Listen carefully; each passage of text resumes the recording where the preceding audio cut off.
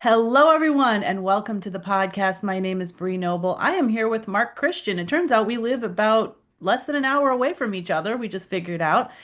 He is a cellist, which I'm really excited to talk to an instrumentalist today, because I think that the ways that we operate as musicians are very similar, but maybe sometimes people come to me and they're like, oh, will your program work for me? I'm an instrumentalist. Absolutely. I've had cellists in my program for sure. So there definitely a lot of crossover, but then maybe some things that we can talk about that might be different for instrumentalists than people that are singer-songwriters and stuff. So we'll get into all that. But first, I always like to start with your story. So let people know, like, how did you get into music and what was kind of the progression to where you are today? Yeah. Well, thanks for having me, first of all. So how I Sure. got to music, I actually started with drums. So I was a drummer, probably like 8 years old or so. Um, I did piano a little bit before that, but I was too young. I started at 5, and I quit. I was just, typical 5-year-old. I started drums when I was like 8 or 9 or so, and like what like young like boy doesn't want to play drums, So that's what really got me into music. But then soon after, I think I was probably 10 years old maybe, I started cello, and I just really connected with it like right off the bat. My older brother was playing viola, my younger sister was playing violin, so we played in a trio together growing up. Did you get into it at school or did you just decide to start taking lessons? At this point, so I was like homeschooled for like two Uh, years. So this was like this was during the homeschooling. So it was just me, my brother, my sister playing, but we joined some like local string ensembles and all that. mm. But I think because it was my siblings, we were like super competitive with each other. So like we all like grew up on that string builder, book, and then we're just trying to, outdo each other the whole time. But so it started there. And I still play drums and piano to this day as well. But I played in string ensembles all throughout high school. I went to Cal State Northridge, where I went studied cello performance there. Mm. And then I really started my career after that, after CSUN. I was living in LA County, all around there. I kind of started in Hollywood. I played with a bunch of different bands. While I was there, I did some cool stuff. I worked for the Grammys. I worked for her as the duo, DJ Dior, all these like, big names in LA. So that was really fun. I did that for quite a while. Um, and about 5 years ago, I started my special events business. So I specialize in weddings and corporate and private parties and stuff like that. And it kind of blew up right away. And I think it's because I had that experience and that high standards of expertise on big stages and brought it to a part of a niche of the industry that doesn't always have that. Mm. Uh, so it took off really fast, and in the past 5 years, it's been grinding at that, and it's been great. I have like my own schedule, I have my own business. I'm more in control of it than just being contracted out by other people. So I love it. Yeah, that's awesome. So I know a lot of musicians really want to get into that area of private events. Do you think that it was easy? I know you said that it was because you had a lot of experience on bigger stages and stuff like Yeah. that. Do you also think it was easier for you because you had a certain network? Like, did you tap into that right away? In the beginning, I didn't have a network at all. So well, 10 years ago, I started playing weddings, but it was through contractors, and it was like once in a blue moon. So I knew how to play weddings. But when I started booking myself, I was on sites like the Bash and Gig Salad and the Knot and all that, which I think is a great starting point because what I did personally, I just had low rates to begin with and just did quantity. I think the first year I probably did 100 weddings, but Well, for that's a cheap. lot of Yeah, weddings. it was crazy. Yeah, and like I did for like a lot cheaper than I do now. Probably I did for like a few $100 each wedding, and I used all that money and just bought like high-end gear, a high-end sound system to learn the whole how to do sound and everything. And then but during that time I met so many coordinators, so many planners, a bunch of staff at wedding venues, and just building that reputation, and that's what really made it solid at this point. So that's where it started, but then, I just met so many people along the way. That makes sense. I mean, yeah, sometimes we get caught in this like I need to be paid what I'm worth and all that. And there is something to be said for that for sure. Like me, when I Yeah. started out, I had a young child, so I was like I refused to go out of the house for less than $100 because it was just too expensive. I had to get a babysitter and all that. But like getting all of that experience under your belt, getting I'm assuming you were able to get a lot of testimonials from that. Oh yeah. Yeah, definitely. Tons. Yeah, that's the key. And then, like you said, meeting all these coordinators, right? So, like, most weddings have a coordinator and they're doing a wedding every weekend or something, right? So they'll recommend you. And did you find you got a lot of referrals that way? Yeah, a lot of referrals that way. And one thing I started doing probably about a year ago that really helped out as well is is now that I have a higher rate for everything, I actually hire a content creator to come with me to every single event or basically every single Oh, event. So they're just filming me and we're getting content. So the online presence is growing, and people get to see me in that setting, which I think is super important as well.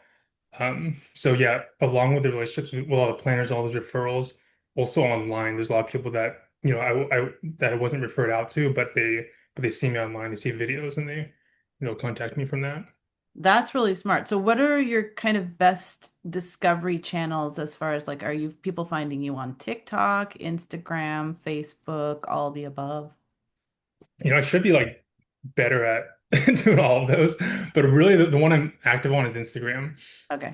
I'm on TikTok a little bit, but I tend to get sucked into just scrolling on there. So Right. I try not to go on too much. Um, if you could discipline yourself, though, just like post something and then just look at the analytics, see if it's doing well, and that's it. Like trying to like get sucked in for hours, like I do sometimes. So Instagram, I don't get sucked in as much. So that's the main one. Yeah. So But you're posting like little snippets as reels? yeah, tons of little reels, some hot takes on, wedding stuff. And just like interacting with other wedding professionals. So that helps a lot too because we refer each other and we get to know each other and then we eventually see each other at events too. So kind of building those relationships online. But it's a good like Instagram's like a great landing page for couples to kind of get to know your work and get to know who you are. So yeah, so I use that a So do lot. you have like a 9 grid or anything that kind of represents you on Instagram, or is it just kind of everything that you're posting all the time? I'm constantly posting, Okay. so yeah, it just keeps building up.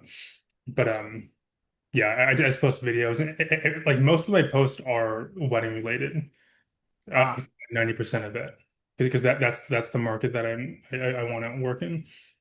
That's really smart to hire someone to be your content person because you can't be thinking about that. When you're trying to put on, a good wedding, you're trying to go do a good job for these people. You cannot be thinking about, oh my gosh, I need to take a selfie here, or I need to, have someone video me here. And Yeah, I'm guessing, like, I don't know what kind of content person you have, but if it was me, I'd be like, hey, 16-year-old daughter, like, here's a great side job for you to yeah, just come along and they know how to use phones and how to take videos and all that. yeah. I mean, that's basically it. Like, the people I've been hiring, they're not professional content creators. Actually, I just been having them use my iPhone. So I have like the newest iPhone, it has a nice camera on it. Yep. So they use my iPhone. I tell them, it's pretty formal the way I do it, but I send them like samples of like very specific shots I want. So it's all laid out for them. Mm. Uh, but they're taking that shots, a bunch of B-rolls, whatever. Then I have it all on my phone at the end of the gig. And I have like, I don't know, 30, 40 videos that I could scroll through and figure out which ones I want to use. Most times it's just friends, or friend of friends, and I'll pay them like $40 an hour, which is a lot It's a hourly. lot.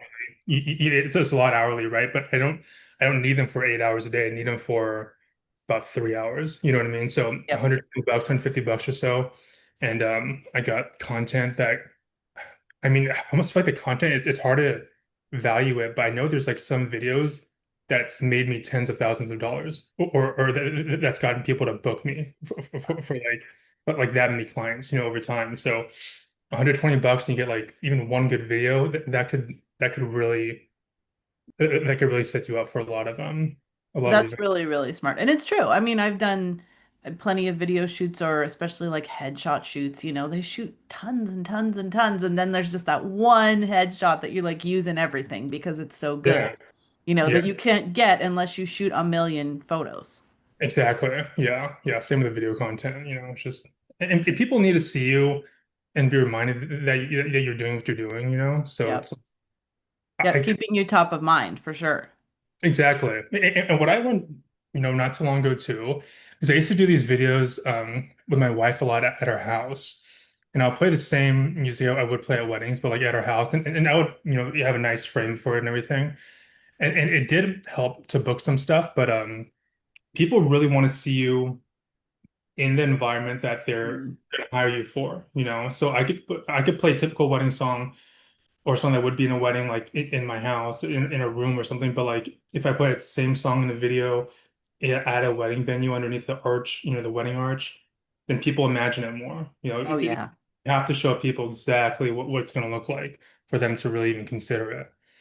Yeah. Really, really, really smart. So who Yeah, puts these on social media? Are you the one going through them and picking stuff out and posting them? yeah, exactly. Yeah. How much time are you spending on that every week? You know, I'm trying to get better at just like making a schedule, but like it's kind of sporadic. 'Cause sometimes I'm just like last week or last 2 weeks, I had events almost every day, so it was just nonstop and I'm just drained by the end of the week. But sometimes when like this week it's gonna be more chill, so I'll have like one day I just make like 2 weeks worth of content for, and then it would take like a few hours, but I mean. I'm sitting there scrolling on my phone anyways, so I just kind of, I just do it on my phone or I have like Final Cut Pro on my computer so I could do some basic video editing and all that. Right. Are you putting them in drafts and then posting them each day, or are you scheduling them? Yeah, drafts. Okay. Drafts. I love drafts. That's what I do too, because I want to like decide which one I'm going to put out every day, but they're all there, I can then just hit a few buttons and it's done. Exactly. And sometimes like something happens in the world where it's like you want to post something that's like kind of relevant to that. You know what I mean? So just like I feel like if I schedule things out super far in advance, I might be posting like irrelevant things on a day that I should be posting like something about that. You know what I Yeah. mean? Yeah, no, I think that's the best of both worlds. That's exactly what I do as well on Instagram. And Yeah. I love just opening up my drafts and I'm like, there's a whole bunch of things I can pick from, that are Yeah. done basically. Yeah. Yeah.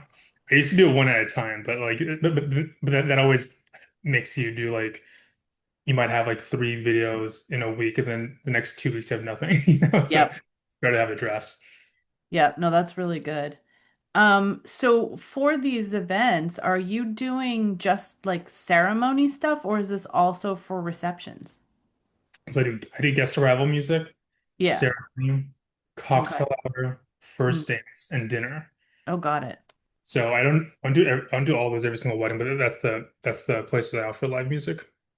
Got it. And then I'm assuming sometimes they have a DJ also, or the DJ does the reception and you do the ceremony music. Yeah, exactly. I mean that's pretty much all the time. So usually it's like I'll do guest arrival, ceremony, and cocktail hour. That's the most popular package. And then after cocktail hour, I'm done, and the DJ takes over for everything else. Got it. So Yeah. have you done any, like, are there any other types of events besides weddings that you do on a regular basis? I know we were talking about wineries because you live in wine country. Maybe, I don't know, funerals. Certainly done more funerals than I've done weddings, honestly. Yeah. Yeah, yeah. I mean, there are, but and I'll go through them. But I will say that the wedding industry is like it's more specialized than other things I do, and it's more it's like way higher paying. If Mm. I have a winery at a casual day, I'll get paid literally about 1/10 of Wow. what I would charge for the wedding at that same winery. Mm. Now the weddings are harder to do, and it's more specialized. There's more prep time and all that, but it's literally 10 times more. So um, so I do like some wineries here and there or some public things. I was playing at you're kind of close to it, I think that Lavender Festival in Hmm. Grand Valley. So I was playing that the other day, and I used to play there every week. but like on a Monday. So I schedule like on on Mondays because most people aren't getting married on Monday, right? Right, Or exactly. It's a good filler. yeah, so all those like public things, I usually do it on like the slow days, basically it's like throughout the week, Monday, Tuesday, or Wednesday or so. And I try to keep the weekends open for the higher paying specialized weddings and corporate. Makes sense. Have you done maybe private parties, house concert type things as well? Yeah. I've done this a lot. I would say that's probably makes up about 10% of the events. Okay. It's probably like 80% weddings now, 10% private parties at people's houses and all that, and 10% some, casual public stuff. Got it. That's really helpful. Yeah. So, do you have um like a set list or like a set group of songs that you give to people to choose from and then like how, do you charge them more if they want very specific things that aren't on your list? So this is the way I do it, and everyone, some people do that where they have their set list, but I have a repertoire that's just constantly growing, but it's about 200 songs at this point. For their ceremony specifically, there's about 3 to 5 songs that go in there. Those are all special requests. So if I don't know it already, I'm gonna learn it for them.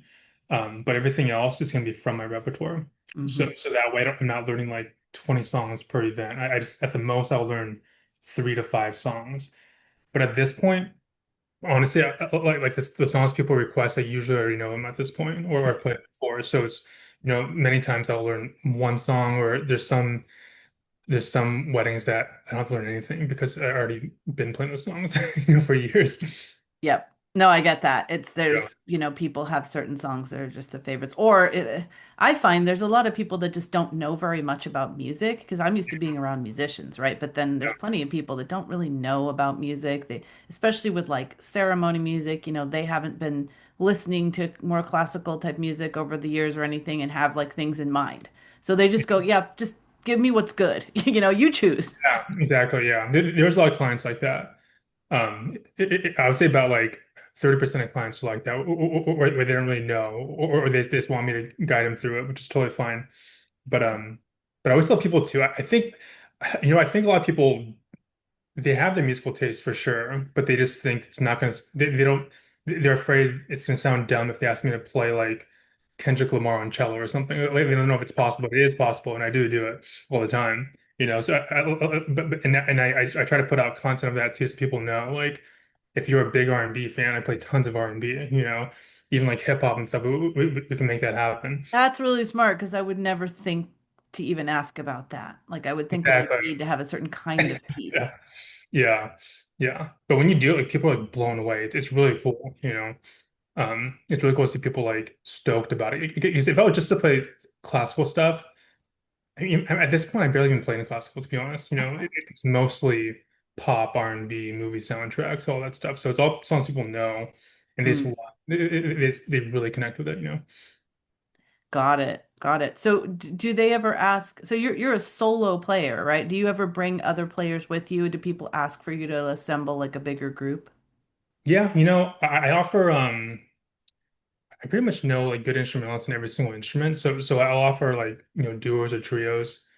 I really try not to offer anything that we're not like really set at, like the most I'll go is maybe like a piano, violin, and cello trio. Hmm. But my solo stuff I've been doing for so long, and I just have it down to a T. So adding another person in, unless we're gonna do a bunch of rehearsals, which like usually doesn't happen. Um, like the quality, it could be better, but it could, I don't know. It's a little, it's not as solid. So I do offer if people want it, and I'll charge like a good amount extra for like rehearsals and all that. So I really want it to be top notch, which I feel like is missing in the wedding industry, to be honest. Yeah. Yeah. I think that's true for sure. Yeah. And do you do you basically play in this area or do you have people that see you on Instagram and they're like, I want to fly you out to New York City to do a wedding? Yeah, I actually exactly New York City. I just got booked for a gig in New York City for next year, and it's a wedding as well. Or like sometimes I'm talking to this corporate event planner. They want to fly me to New Orleans for a Nice. event for this company. So it's a variety. I mean, I'm mostly doing local. I do want to get more into the destination stuff though, and it's happening gradually. But I mean, I don't necessarily want to like travel every week, like some people do, but maybe like once a month, once every 2 months would be nice. Yeah, yeah. And if, if you make sure your package makes sense for that kind of travel, it would be totally worth it. But I agree. I don't want to travel that much. That's a lot. Yeah, it's too much. I think, when I was in like my early 20s or so, I would be like, yeah, I'm totally down for it. But now I'm like, I want to go home and go to bed. Me too. Oh, we're so old. I know. It's funny. It's- so I saw that you were talking about how, music can make people feel something that nothing else can, and I think that's so true. The cello is one of those instruments that does that for me. How Yeah. do you kind of, how do you talk to clients about that maybe don't even know like what music can do for the people that are at their event? I always pitch it more as an experience than like just music. And Hmm. that's what I make for people too. Like I don't I think when people think of like wedding music specifically, it's like background stuff. But I Hmm. don't like play it as background music. Like for example, during the prelude music, the guest arrival, I'm there like right up front in front of all the chairs that people are sitting, and I give them like a half-hour show, a Mm. solo. People are there watching intently, and they're engaged and like people are moved by it and all that. And so I saw that experience more than anything because that's what I think of it as, So I mean, as far as like how it affects people, even just I was playing last night at a winery, and it was just a casual day for like their members there. But like there was people, during my break that would come up to me and crying and stuff, telling me like, I played I forget what song it was, but they came up and they're like, you know, I've been battling cancer, and that's a song Mhm. that I've been listening to that's been really helping me get through. And I have like so many experiences like that. Honestly, it's like not every time I play, but like very, very often, people, are crying or they're thanking me for giving that experience. So it's just yeah. I mean, as far as how I communicate it, I just talk about the experience and like how it is emotion provoking and it is it's more than just background music. Yeah, and you can use examples like that person, right? I mean, Yeah. that's amazing that she said that to you. Mhm. That's very cool. So at these events, do you ever like network for future events or like are you building a fan email list in any way? I know you're mostly like focusing on doing covers and doing events and things, but are you trying to build up anything for yourself as an artist where you have kind of a fan base and people are following you? Yeah, I probably should. But I will say this though, it's like all the couples I played for hundreds of couples at this point, and those are people that are connected to me in my music in a very deep way. I played for like, one of the most memorable days of their lives. So it's like that in itself, I mean, I have all the emails and everything. So like, I'm releasing music soon. I'm gonna offer them, vinyls and all that. But those people are gonna be very, very big. I don't want to call it fans, but just people that like are impacted by the music, you know. Yeah, like for example, if you did decide to release something Yeah. on Spotify, you could email all those people and say, "Hey, I have a new," and they'd be like, "Oh, this guy is the one that played at our wedding," and they'll send it out to all the people in their wedding party. Remember how he was so awesome? Yeah, exactly. And then I always have cards out too. So like at the wedding, people are constantly taking business cards and following me on social media, like the guest star. That's So good. Do you put the cards like by where you're standing, or how do you like invite them to take them? weddings, if I put a casual like a winery or whatever it is, I'll have like a separate table with like a framed picture of me basically and like cards and Right. all that stuff. But at a wedding, I don't want to do that. I think it's tacky. But Totally. yeah. Yeah. Yeah, it's just like yeah, I don't want to look like it's busking or something. But by the wedding, yeah, I have a table next to me that have like a little mixer on anyways. So I put the cards and just like That yeah, makes sense. If you have to have the table anyway for your gear, then you can just put them there. And then when people were coming up, they were probably going to come up and say, "Hey, do you have a card? My sister's having a yeah. wedding next year or whatever." They can just grab it. Exactly. Yeah. And then, I see like later that night, people they're adding me on Instagram or something. So it's like they're following it. But as far as like an email list, I need to get better at that. I just don't have. I don't know. Maybe you can help me out with this. Like, I don't even know like what I would email people on the regular. I don't know what a newsletter from you would even be at this point. I mean, I don't know that you would need that right now because your focus is events and, they're Yeah. more like one-time events, right? Of course, you want to be top of mind if, for example, somebody's, oh, my brother's getting married, and who was that guy that played at your wedding? You want to stay top of mind and social media helps with that. And you're right, it would be a little bit strange to write a newsletter to this kind of audience, but I don't know, maybe once a month, just like, what I've been doing some cool photos or videos from events I did this month or something like that. Okay. Yeah. Use the stuff that you're already getting from your content creator. And once a month would be plenty just to stay top of mind, just to remind people that you're still doing events in Okay. case, because Yeah. I find that like, then people know other people, right? My sister, is on the board of this nonprofit or something, and they're doing a fundraiser. Yeah. That makes a lot of sense. Yeah. Yeah. Maybe I will start doing that, build my email list and all that. I used to do that because I used to, when I was living in Los Angeles, my main focus was original music. Do like these like solo cello shows or bring quartet. Actually, that's what also really helped me with the wedding stuff because I was already used to playing like solo Mhm. cello shows. But yeah, I haven't done it like since then really. It's all just been the past 5 years have been focused on like building this business and but now it's very it's I would say it's very solid at this point. Mhm. So yeah, I am trying to do more original stuff and I have stuff recorded. I just need to figure out how to release it and do the whole thing.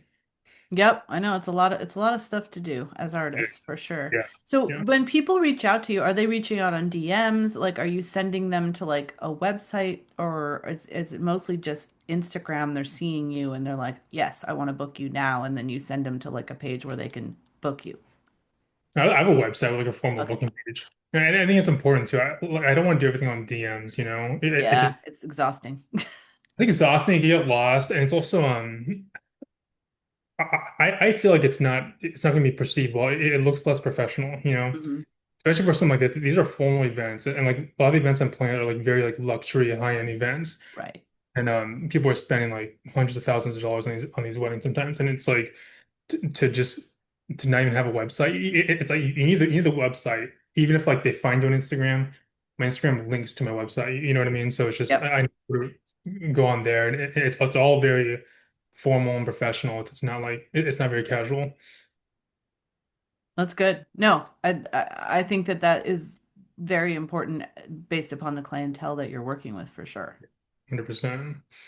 Well, I want to ask you, since you've done a lot of stuff and you've really built up a solid business, do you have any advice that you would have given yourself when you were younger, or advice for currently younger musicians? Yeah, I mean a few things. Let me see. I would say, and this isn't necessarily for myself because I feel like I've always done this, but for other young musicians or just any musician really, there's a thing I see where people don't put don't give their best to a certain gig or a session or whatever it is if they don't think it's a worthy gig, you know what I mean? Or, Mm, or, or they see it as like a low end or something. right. There's only 20 people in the audience or something. Yeah. Yeah, that or like if you're doing a recording session, you go there and you're like, oh, this is someone's garage. It's not even a real Mhm. studio, and then you like don't really prepare for the session or take it seriously. It's like that's working against you. I have a story about this actually. So I had this when I think I was like 19 or something or 20. I was in college. I've been playing cello for a while at this point, but I wasn't working as a musician. I didn't really have any gigs. So I didn't know how to get gigs either. So I was on Craigslist, looking for like wanted cello players. And someone posted wanting cello player for a recording session in Los Angeles. And I was living in Northridge and I drove like an hour to this recording session. and it paid $40, and I probably spent like more on gas than like what I made from the session. Um, and the guy was like really good actually. It was like the small studio in downtown LA, and he was a great like R&B singer. And I prepared for that gig like crazy. I think I was like warming up, quote unquote, for like 3 hours. Just I was just so nervous about it, you know. It was like my first paid gig, I guess. Um, so I warmed up for like 3 hours and I drove over there, and then I'm all nervous and stuff, and then I did the recording session, but I really did give my best. Then he paid me my $40. But he liked me, and then I found out he was like really well connected in the industry. He was working for like Jordan Sparks. He was Jordan Sparks' musical director, Oh you know. my. Right. But what I recorded was his original work that he was trying to get off the ground. Um, Fast forward, a year later, I did a few shows with him. I met a violinist that also played with him as well. Fast forward a year after that, that violinist I met through him was contracting for this Grammy session for her, the artist, and she like won a Grammy that year. But I was able to like do Grammy work because of that violinist I met, and it all stemmed from like that Yep. It's $50. stacked and like you never knew where that road was going to lead. Exactly. Yeah. And if I BS that recording session, which a lot of people will because like they're like, oh, it's just $40, whatever. Or I don't know who this artist is, so I don't really care. I Hmm. still do it all the time, but you want the reputation of doing your best.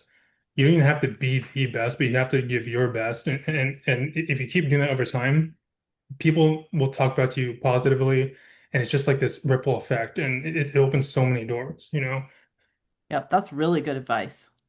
Yeah, so I think that's like the number one advice I give for people is just actually, and it sounds cliche, but like actually give it your best no matter what. Just be all in with it. The second piece of advice I would give is to find is to find a niche you could really serve in. Mm. So for me, I did the celebrity scene and all that, and I'll still do it here and there, but that's not really the what do you call it? It's not really the niche I feel like I was like really being of service in, and the wedding industry and special events industry, I was able to really like serve that community, and it's just taken off so much. So if you see yourself as someone that's doing active service through your music, Mm. that's a way different mindset than playing for the applause, or playing for some sort of validation, or like trying to be, hey, look at me, look how great I am. Like you want to be adding value to people's lives and giving them that experience or that healing through music or whatever it is. So find that niche you could really serve in, and you're gonna do well, and just give it your all. That's really good. Yeah, I love that. You know? You're obviously doing that. Yeah, I know I try my best every day. So That's great, great. So is that the advice you'd give? I think those are two very good actionable pieces of advice to take into heart for anyone that's starting out or mid-career even. yeah. I would say just think of it like that, and like go back to the service thing too. I mean, I had someone, I used to teach drum lessons, and I met this guy. I was teaching this kid who's like 7 years old at the time, and then I became friends with his dad, who I found out was like a big, what do you call it? He was like a talent scout for like Mm. Universal for like 20 years. Like he's the one that signed like Demi Lovato and Oh 50 wow. Cent and like Eminem and all these people. But he told me this. I went to his house and we were talking about it for a while, and he was like, he was saying, think about your favorite artist, your favorite song. When you have your favorite song and you like quote the lyrics, or like you have it's usually your favorite song because of the lyrics, because like you relate to it somehow. But he says like as an artist, especially when you're writing lyrics, you're gifting those words to people that don't have those words yet. You know Mm. that that like that want to be able to express something they're feeling, or but like don't have the words to say it. And artists like give that to people. So I feel like when you think of music like that, it's like your role as an artist, your role as a musician is to, like give people something that they'll take it as their own. It's like when you have your favorite song, you have like I don't know, some sort of quote in a song that you really love, that those become your words now, you know? Yep, And you, yep. And you're gifting them, you're helping them experience those in a new way. exactly, right? And they don't like love you as an artist because just because they think you're like so awesome, whatever. They love you because like you've gifted them something, you know? So like I think, as far as a piece of advice, like just thinking of music that way as a gift for people and to be able to serve people. So I think Yeah. that that'll take you a lot further than just trying to get attention. Yes, I love that. That's a perfect way to end this episode. So, how can people find you online? Your website, your Instagram? Yeah, so it's Instagram's markchristian.cello. Mark is with a C. Um, and TikTok's the same thing, markchristian.cello. My website's markchristiancello.com. Perfect. If you guys go check him out, if you have a wedding or event coming up, definitely look into booking him for that. Thank you so much, Mark. This has been Of really great, and I really appreciate you going deep into all these questions that I asked about specifically about the wedding industry and the event industry. course, my pleasure.